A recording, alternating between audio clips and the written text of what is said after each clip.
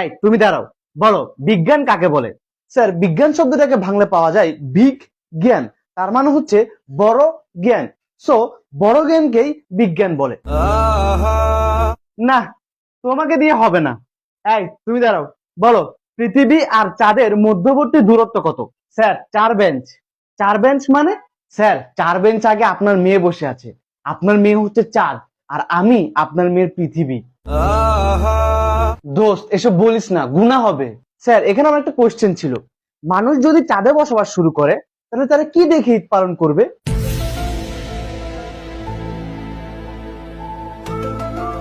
দোস্ত, ঈদ একটা পবিত্র জিনিস, এসব বলিস না, গুনাহ হবে। স্যার, এখানে আমারও একটা কোশ্চেন আছে, পৃথিবীতে থাকা মানুষরা চাঁদকে দেখিয়ে বলে ওই যে দেখো চাঁদ মামা, তার মানে পৃথিবী হচ্ছে চাঁদের বোন আর চাঁদ হচ্ছে পৃথিবীর ভাই, এ কারণেই তো তাকে মামা ডাকা হয়। তাহলে চাঁদে যদি মানুষ থাকে তাহলে মানুষরা পৃথিবীকে দেখিয়ে কি বলবে?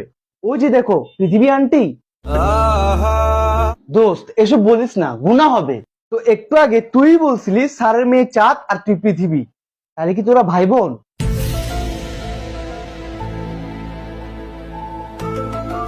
তোমাদের অনেক কোশ্চেন হয়েছে, এবার আমি কোশ্চেন করব। বলো, ডাইনোসর বিলুপ্ত হওয়ার প্রধান কারণ কি? স্যার, এসব বলিয়েন না, গুনাহ হবে।